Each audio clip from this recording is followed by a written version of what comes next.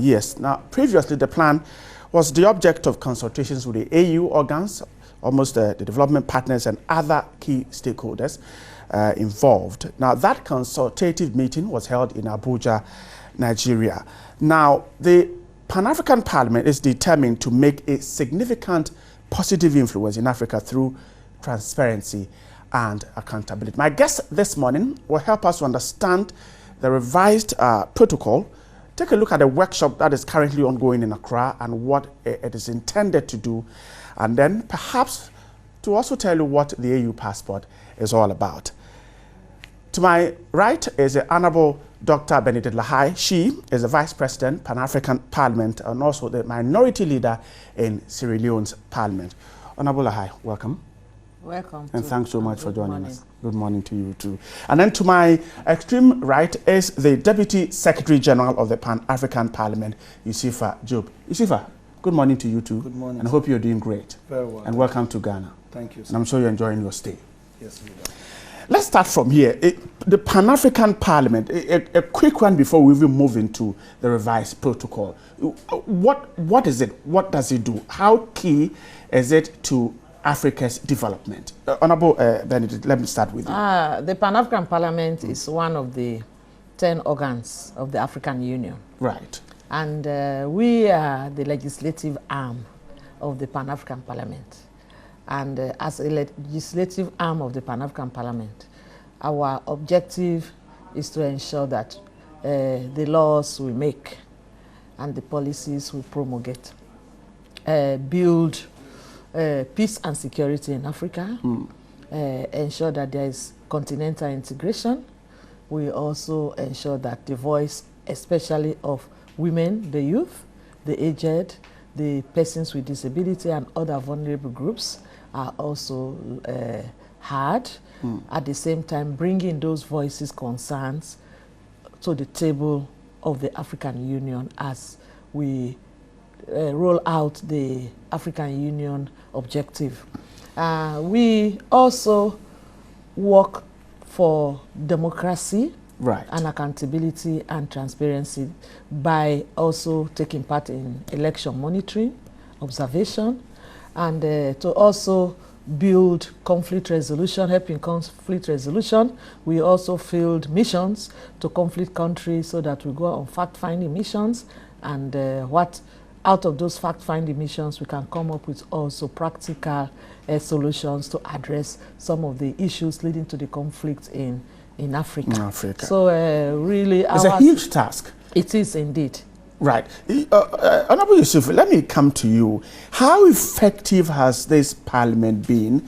Honorable Dr. Benedict is talking about conflict areas, he's talking about laws, making sure these laws are adhered to. How effective has the Pan-African Parliament been in pushing for Africa's development? Thank you very much, and thank you for calling me honorable. Because there are two arms of the Pan-African Parliament, as you know. The Bureau, which is the Vice President and the President, right, and the Secretariat, and I am on the Secretariat side. You're on the Secretariat. So basically at the Parliament, we try to ensure a unanimity in terms of the activities that matters to the general African public. And our aim is to ensure that Africa has a common voice. That's why we call it One Africa, One Voice. Because we know together, as one, we are stronger. And we can advocate for issues that we would have failed upon if we went as individual countries.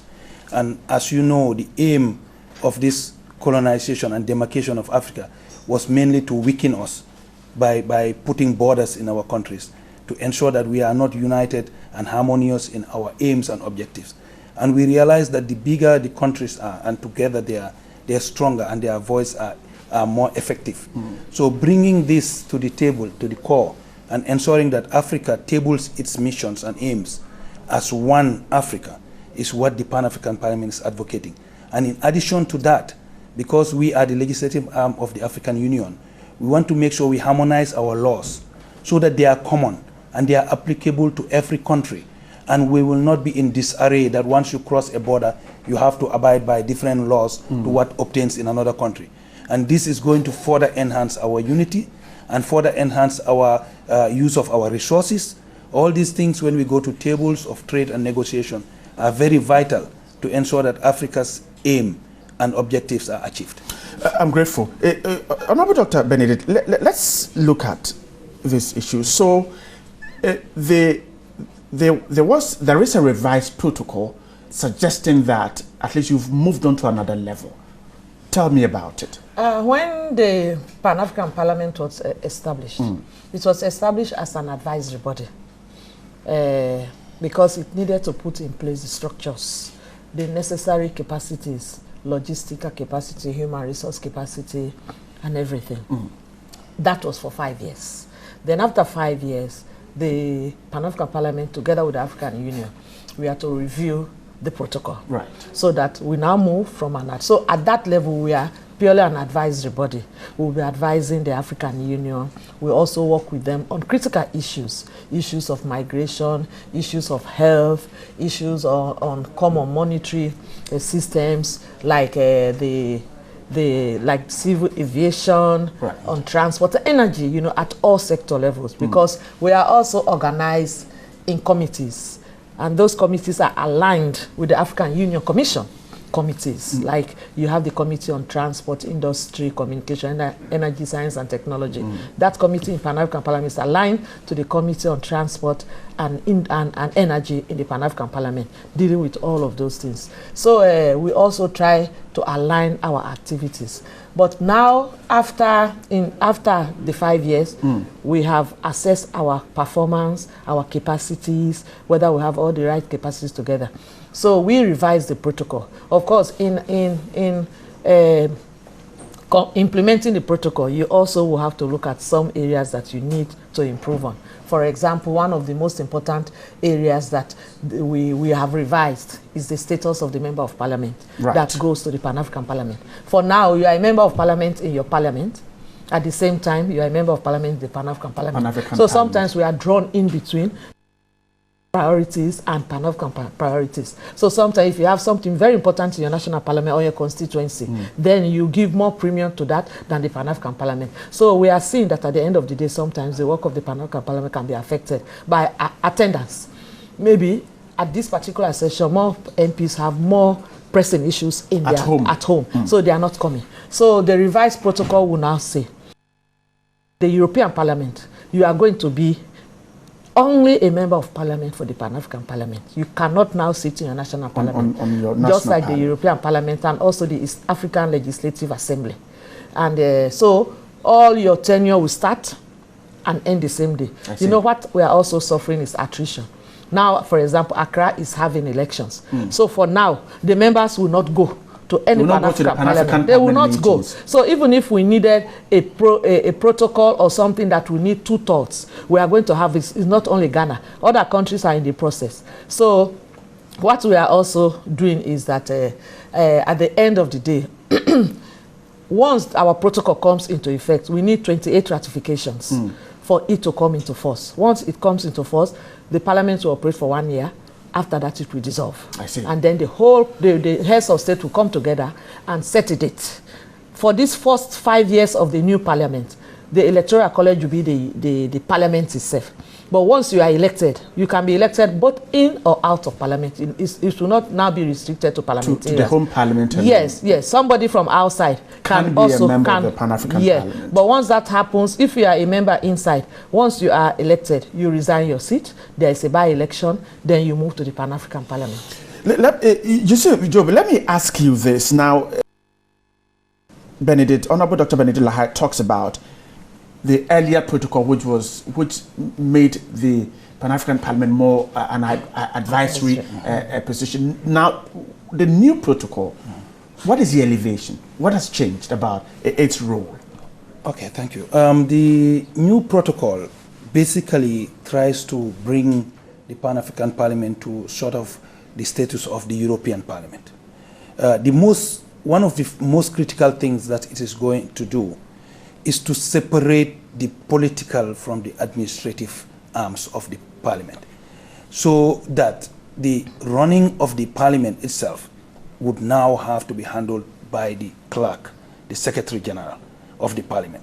and the political arm, the bureau, just gives the directives, but not the day-to-day management or administrative or signing of things.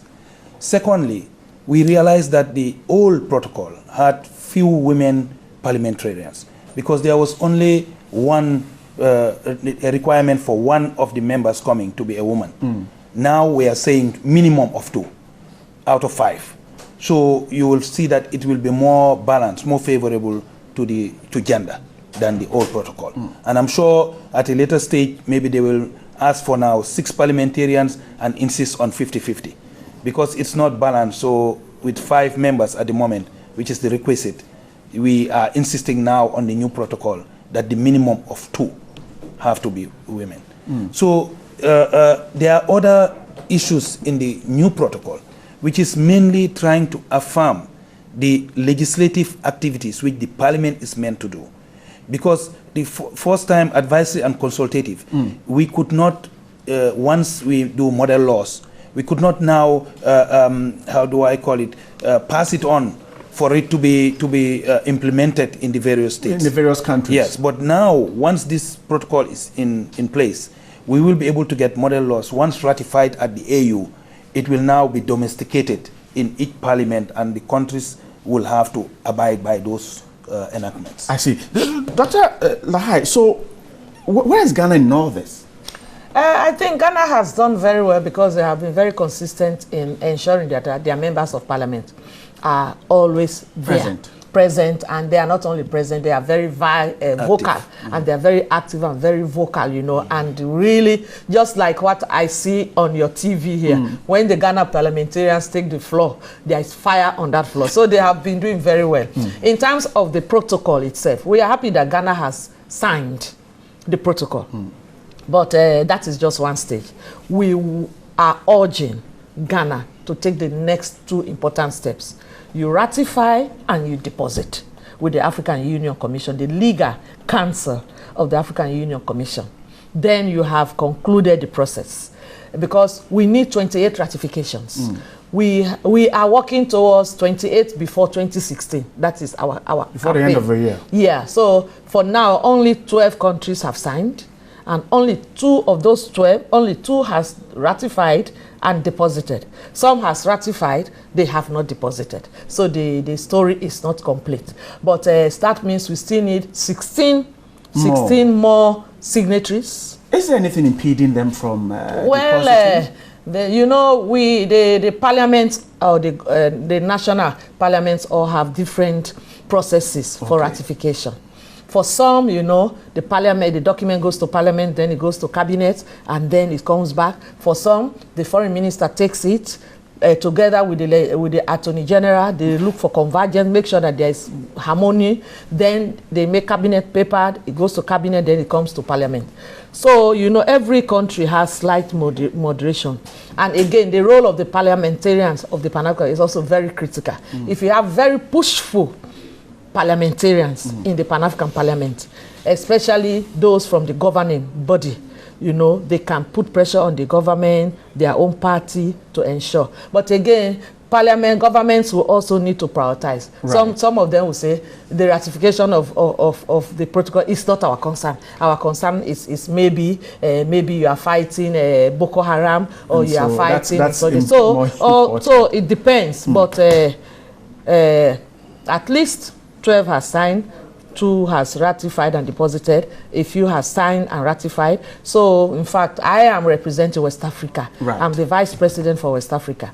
After here, I'm making a timetable to tour West Africa, especially those countries. Convince them to do that. Especially those countries that have already signed. We want to engage the foreign minister, the media, the parliament, and everybody to say, look here, your heads of state have adopted it, haven't gone through a lot of rigorous analysis by the PRC, that's the permanent representative, that's the ambassadors, and the foreign ministers, and then the president. So I think, you know, if there's anything that is in conflict with the constitution, maybe the foreign ministers and the ambassadors will not have what. So that advocacy is going to go on.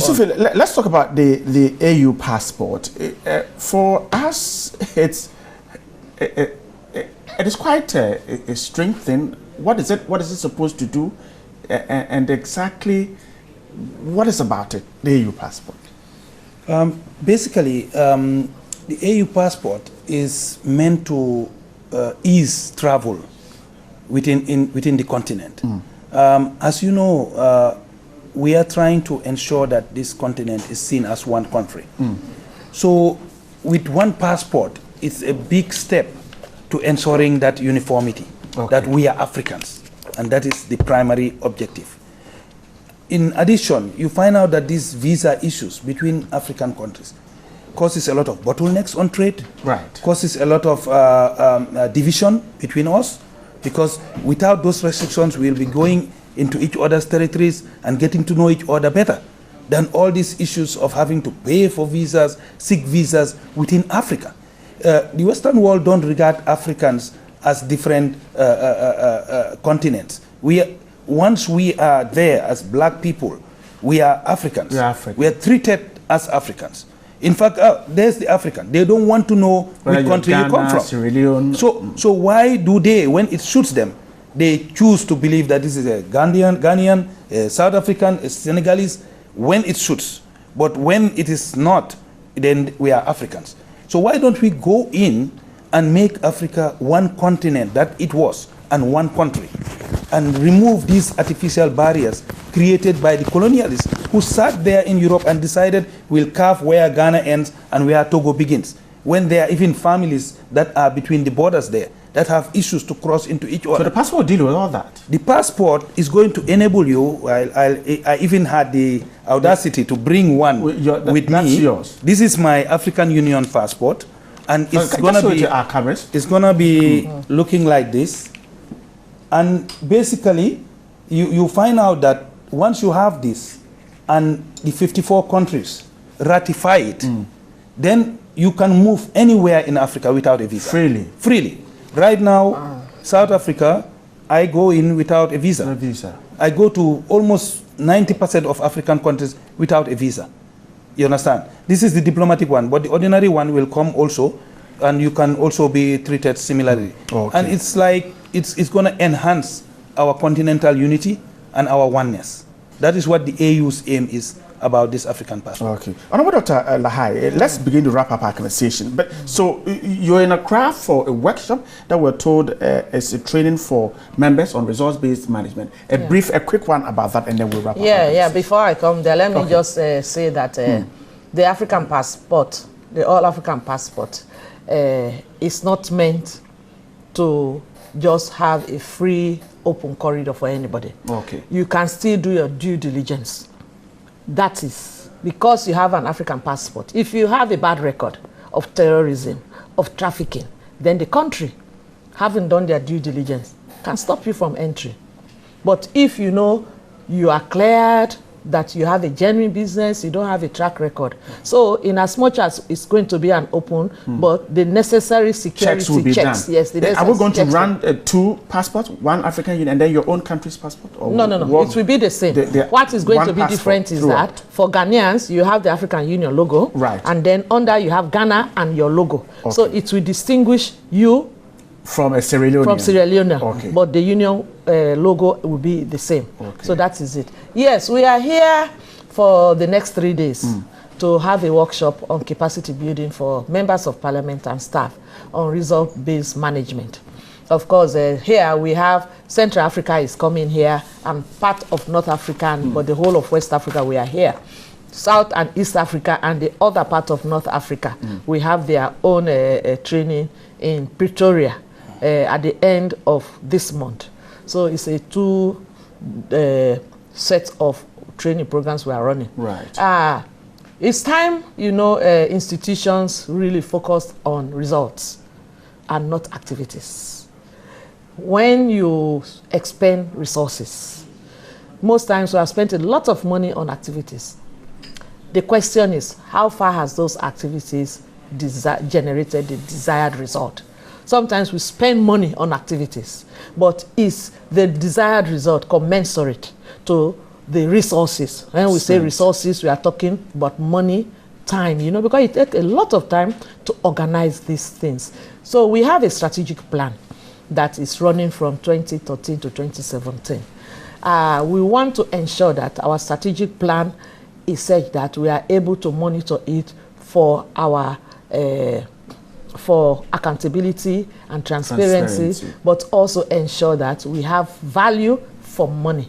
Not only focus on activities, but also how do you go about, you know, as an MP, ensuring that the committees we run, because we run plenaries and also committees. What are the activities in the committees? What are the indicators you will use to ensure that you have met those activities? So this is the reason why we are here. Yeah, we are here so that MPs will know exactly how do you do resource-based management. All right. I'm grateful. Honorable Dr. Benedict Lahai is the Vice President of the Pan-African Parliament and also the minority leader in Sierra Leone.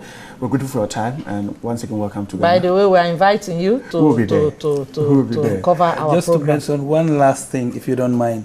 We also have very important Ghanaians working at the Secretariat of PAP. Oh, okay. And not only they are hard work, but they are committed. One is Mr. Emmanuel Afedo, who is our internal auditor, and one is Mr. Kenneth Akibati, who is the Sergeant at Arms. And in that way, Ghana is also supporting a key supporter in the Secretariat in South Africa. Right. You see, if Jobe is the Deputy Secretary General of the Pan-African Parliament, you see, we're grateful for your time too. And once again, welcome to Ghana.